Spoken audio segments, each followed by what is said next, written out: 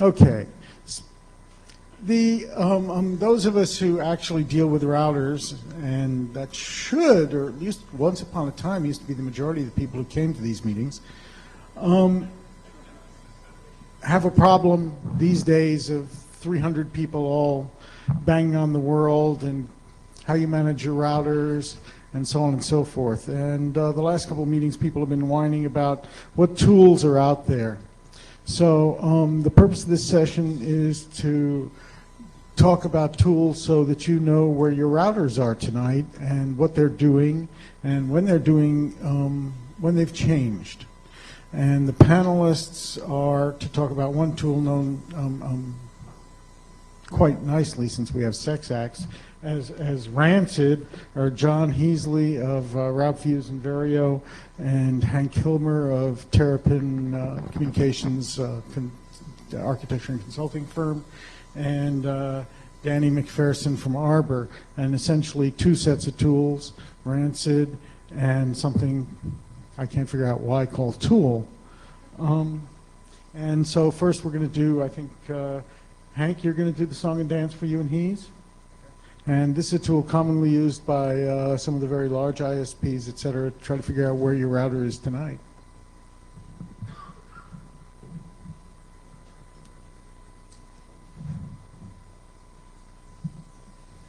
So Randy asked me to talk about Rancid, which is a tool, not to be confused with your tool, but I don't want to talk about your tool. I first developed the core of Rancid back in the early 90s, and for years and years and years, John's been the main maintainer of it. But it's a useful tool, and so let's go over what it does. In a nutshell, it works on grabbing your configuration, and it grabs more than just the actual router configuration. It tries to grab things about the hardware, any serial numbers it can grab, the software that's running, and store it in a CVS repository. It's written in programming languages that are portable and that are somewhat gross, if you've ever looked at some of the expect in it, but easily hackable for people who want it to do different things. It keeps all the information in CVS repository, so you can get history and diffs and other useful tools that deal with CVS. And it has man pages, which is a bonus for tools whipped together to solve purposes. So it has a control script that goes through a list of your routers, and the list of your routers basically is just the router name and the vendor and whether it's up or down. And it will run through that list and run a whole bunch of various commands. After logging into the router, run a whole bunch of various commands, parse that output, because you don't always want some of the output, some of it changes, NTP clocks, stuff like that. And stores it in your CVS repository, mails a diff to a mailing list, so whomever wants to be on that list or can get it. You can also divide this up into groups, so if you have someone working on your edge routers versus your core routers, you can divide it up, different people see the diffs, useful things like that. And then check it into CVS where you have your repository. To get the tool working, or Rancid working, it uses autoconfig, so it's pretty straightforward to set up. You config and make and install. It's in the various FreeBSD port structures and stuff like that, so installing it's pretty easy. And when you run into problems, there's man pages, which is, again, useful.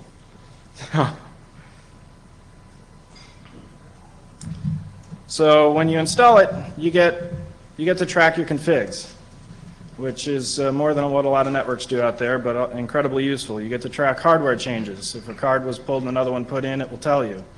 It will tell you if your power supply vanishes. So it's useful for that as well. It will tell you what software you're running. You'll know if your NOC upgraded software or something like that. And so it is useful for not only tracking but also recovering. You have your config. You know what should be on the router. If you need to rebuild the router from scratch, you have a copy to put in there.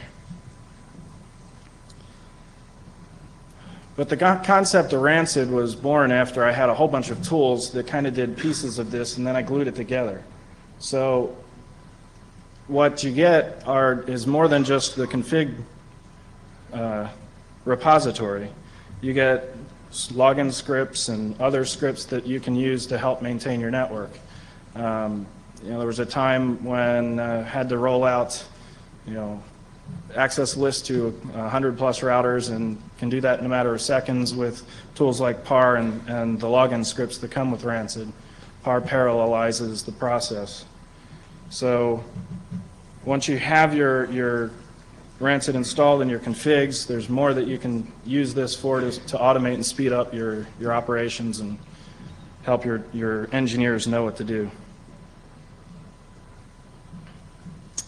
There are also some utilities that come along with Rancid that people have written and feel free to share, and we accept other updates to this list as well, but there's a looking glass included, so you can easily roll out a looking glass on your network if you wish. There are examples of how to reuse some of the scripts that come with it, like the login scripts, and do little pieces of expect to load config bits and stuff like that. And it's really a stepping stone to more automation. So we love automation. So write and share.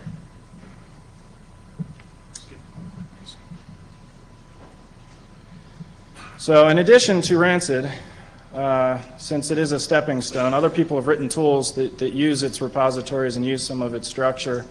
And our friends over at ISC and Joe, who's going to speak here in particular, has done a lot of work on tools that will build topology maps for your network and generate DNS files and things like that, as well as some consistency checks. Do you have a BGP setup here? Is the corresponding router have the same setup? Stuff like that. So, we encourage that kind of work. We like to share it, and Joe's done a good job. You can find Rancid at shrubbery.net, which is hosted by Heasley. And the ISC tools were from a previous NANOG, or mentioned on a previous NANOG. You can find them there as well as on the ISC page. That's mainly it for Rancid. Yeah, how many people use Rancid? That's a pretty good percentage. Of course I use it.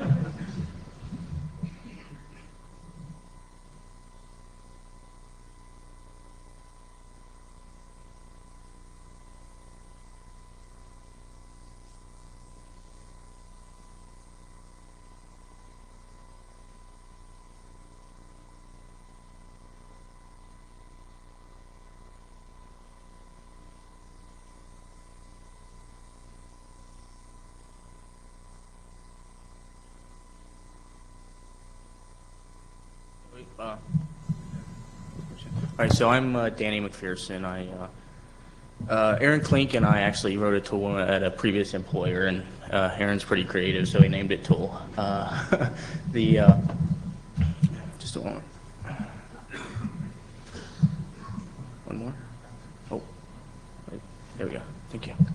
Okay, so it's much like Rancid. We weren't aware of Rancid at the time, and we needed a tool to do some automated stuff on the network, config diffs, monitor some things without a lot of really pretty graphical interfaces. Just do some basic stuff on the network. So it's written in Perl. It's got modules for different logins, like for iOS versus JunoOS versus versus CatOS, for example. So it's pretty extensible from that front. You just write a new login module and interaction module for whatever CLI you're working with.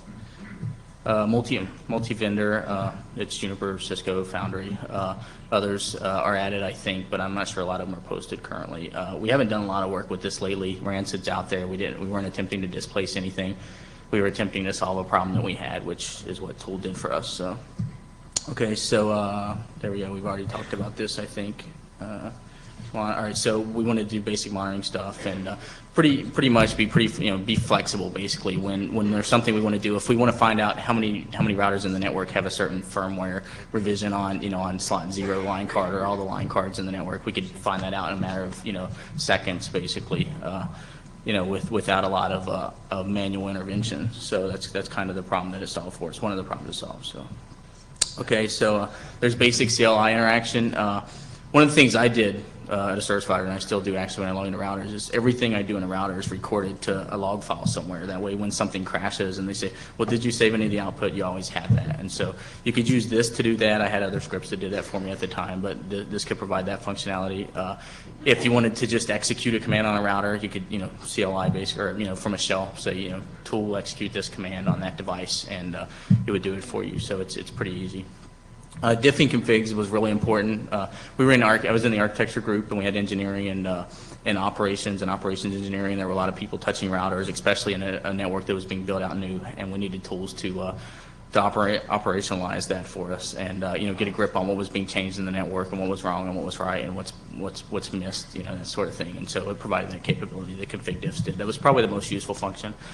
Some of the other basic stuff were like CPU monitor, uptime monitor. So if a router rebooted or CPU was above a threshold that I wanted to look at, or some certain aspect of the CPU was above a threshold that I wanted to look at, I could do that and get alerts based on that. So, and then the mask config function is just basically based on a regular expression of the routers. It could be like 7507s or or M10s or GNOS, whatever regular expression you wanted from your host list. You would define some command to execute on all those routers or some function to perform. So.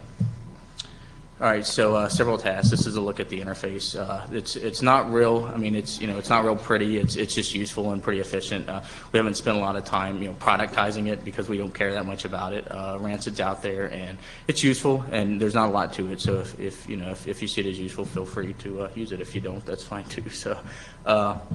But anyway, here's a look at the CLI, like say tool-command show version, and you can specify a set of routers you want to run it on, that sort of thing. So, and TFTP configs, TFTP, you could upgrade, specify different server names, tell it to download things, tell it to run a diff manually, which was one of the things that I always did. Was I would grab a fresh set of configs before anyone started maintenance on the network, and then after the maintenance was complete, I'd do a diff, and then you can make sure that nothing was really out of whack.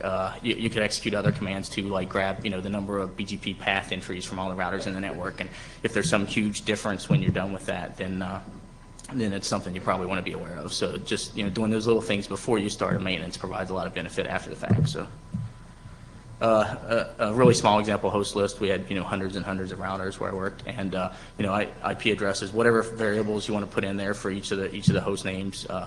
We key off of the IP address, so you don't have to do a lot of DNS lookups, and then grab the host name from the device, and whatever you want to key off of from this front. This was just a simple example. You could add pretty much anything you want in there. So for your groups, and you could use regular expressions in this when you're executing commands. So config diff and config hash are actually, I'll just jump on to the next. It's pretty intuitive. This is a really simple one. The most useful, with this one, for example, when we started deploying a lot of Ceph stuff in our network, and we needed DCEF turned on GSRs, or something wasn't configured right, or forwarding packets, whatever it was, then if routers were deployed and Ceph got disabled, something like that, you get an email message. The only issue is that you have to look at these things. You can key off certain things and have special alerts come to you, whatever. I tended to look at them quite a bit and found a lot of problems in the network by just looking at config diffs. The other thing it does is it performs aggregate, so you could see like this access list 3 changed on 131 devices in the network, and those things are network-wide changes, and so something you'd certainly want to be aware of. So, all right, CPU monitor is pretty intuitive. Everything monitor the primary CPU, context switching or interrupt, whatever it is you want to look at. So, all right, uptime mom. A lot of the a lot of big networks that have lots of devices can't pull the routers quickly enough to realize, or they're not pulling for the right thing, and if you have routers crash on a regular basis for some bug or some kind of memory leak or whatever problem there is, then you can use this and say, oh wait, router rebooted here, let's go check it out. And Uptime I want actually do a show tech support and pull all the data if you wanted to do that after a router crashes, so you have it immediately after the fact. So that was kind of useful on that front. There was something else with this actually I wanted to mention. Oh well, anyway. Okay, mask config. All this basically does is you can have a command file. In this case, you can see I ran it locally, but you have a command file, and you say, this could be, an access list that's 1,000 lines long, whatever it is you want to push out. You could define your host list name if you have a specific host list you want to use for it, or define a class of devices and a debug function, and basically it'll push it out to all the routers in the network. The other thing that was really useful actually with the uptime mon and CPU mon is it logs in. We use some SNMP stuff as well, and it reports if it can't get to a device.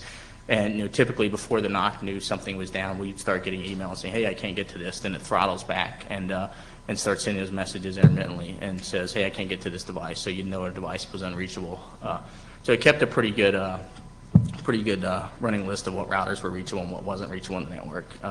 I actually generated the host list that you saw earlier off of the ISS, the link state database. Just grab it in the router ID or router IP from the LSP packet. So if you have OSPF or something like that, it's generated dynamically, and then you don't remove anything. With the shell script, it's really trivial to do something like that, and so that you can keep your list updated with new additions, but remove old stuff only when you're certain that you're done with that IP address.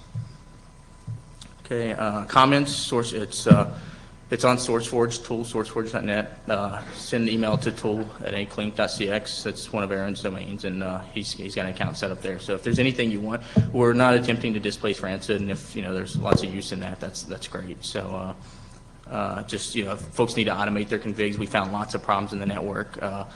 From either after maintenance or maliciously configured routers that were injecting things into BGP or other things that we picked up with this immediately for anyone who looks at the diffs and can be corrected more efficiently and more quickly. So one other thing I was going to talk about real quickly was the router audit tool. George Jones is right here. Actually, if you want to come to the mic for just a sec and say something about it. I already okayed this with Randy, so he's not going to tell you to sit down. So. But router audit tool is something that George and the CIF security folks are working on. I'll just defer to him here real quickly. It's something that all of you should have a look at. So. Yeah, so the moral of the story I'm finding here is that people have problems and that we sort of do parallel implementations. So I'm going to echo the sentiments that were said earlier. If RAT works for you, use it. If Rancid works for you, use it. Tool works for you, use it. RAT was something that I used sort of at UNet when I was doing web hosting stuff. I basically started out as a thing with, where's Rob Thomas? Rob, are you here? Yeah, right. Rob had these little great router config guides, and I took them and basically created a little thing that did greps for the things I wanted out of that, and it sort of grew and grew and grew, and now it's this thing it's based on the originally it was based on the NSA router security configuration guide, just a rule set, and basically what it does is it checks for things, gives you HTML-ish reports, and you can group them however you want. Currently does iOS only. We've got work in progress to do Pix and Juniper as well. So. Okay, and there's the URL again for that.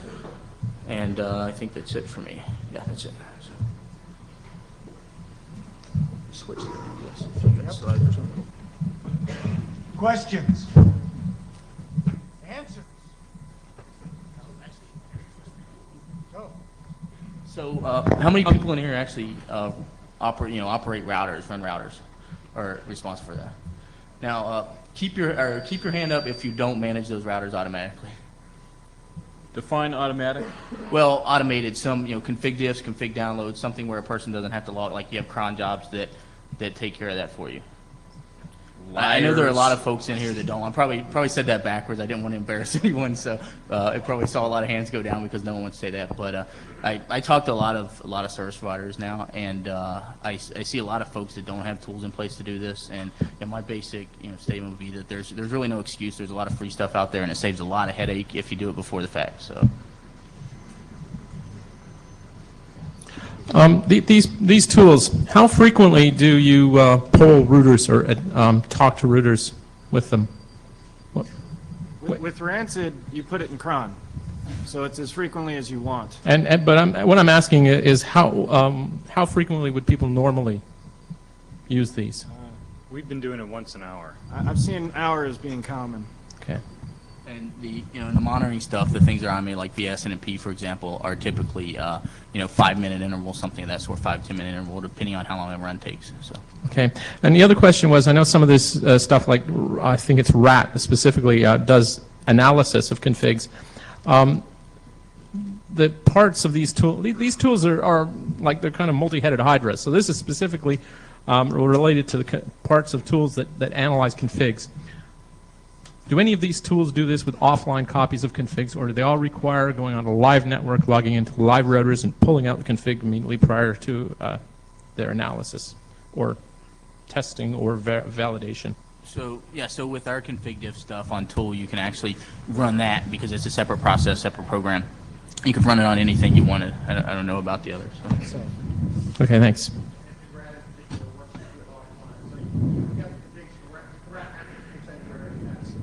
Okay, thanks. At the University of Wisconsin, we've gone through a similar thing, developed again our own tool, and been using it for about 5 years. And I think the interesting part about the aspect of this is the social work aspect. How do you change the operator's behavior so that they participate in a system? Because the holy grail here is like you can checkpoint as people are doing changes, and they can do a mass change and stamp it as all one thing. These things are common for programmers to do, and what I keep trying to retrofit this sort of programmer mentality onto operators. Have you had any success with that other than new green operators, or is the system always trying to discover what people already did instead of trying to get the person to tell other operators what they're doing as it gets put in the repository? The best solution to that or success that I've had to that is to let the operators use the tools. When they realize that, they don't have to, when they realize they don't have to log in themselves all the time, and they can write little wrappers and get a lot of this done quicker and easier, and have verification that they didn't mess up, then they see a benefit to it, and they use it. If you just try and, here's this tool verification generation device, they tend not to use it. But when they see this makes my job easier, this makes my life easier, then they use it. And then they start to give you more feedback on what you want. Now, I originally wrote the tool when I was an operator, so it was easier at that point to roll it out to the other operators because, well, we were all in the team together, and hey, look, this makes life easier. But even when I moved into engineering and management and other stuff, it was easy to roll out if you showed the benefit. But this is programmer mentality stuff. Operators, the NOC is overloaded, the NOC is da-da-da-da-da, and it's the classic problem of, I'll lose 10 minutes today, don't tell me it'll save me 10 years next month. But this also has a little bit of appeal to senior management, which is having a whole bunch of people making mistakes at keyboards all day, every day, costs the company a lot of money. Okay, and you ask a simple question when last month's or last quarter's or whatever it was, Cisco's bug was there, and you had to install something on all your routers. How many people did it take? How many hours?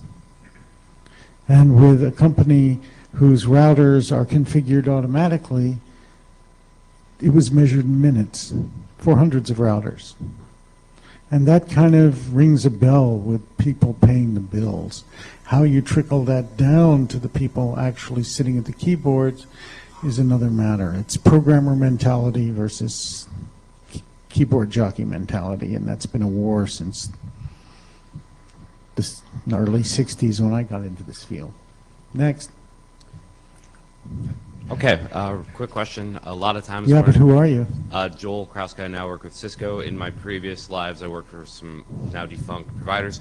At all of those providers, we had to have a backdoor password for automatic login to work because we implemented S-Key. Are there solutions now that allow you to use an S-Key login into your passwords to get the rancid or equivalent information? Not S-Key, but SSH, of course. S-Key with SSH, or are you using No, SSH as a... SSH straight. But you're still going to have the same authentication user and password allowed if you still have to enable Telnet. No, you don't. SSH, you do not have to enable Telnet. I'm pretty sure. I could go read up on it on the web to make sure. Okay.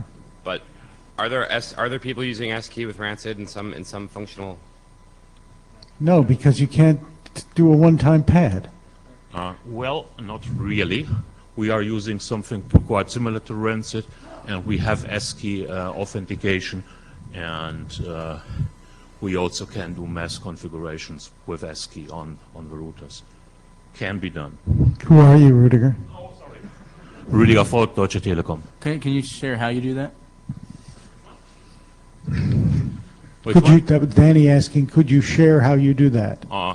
Well, the process that is driving each that is going to drive each session on the router has to, of course, request an authentication, and that process keeps the secret and reuses it on each subsequent session that it uses. So Of course, all if your you, routers are in sync on their one-time pads? well, the routers don't have each one their separate authentication base. They actually go back to a single server that supplies the authentication service, which is a scheme which is not completely unknown in other parts of the world.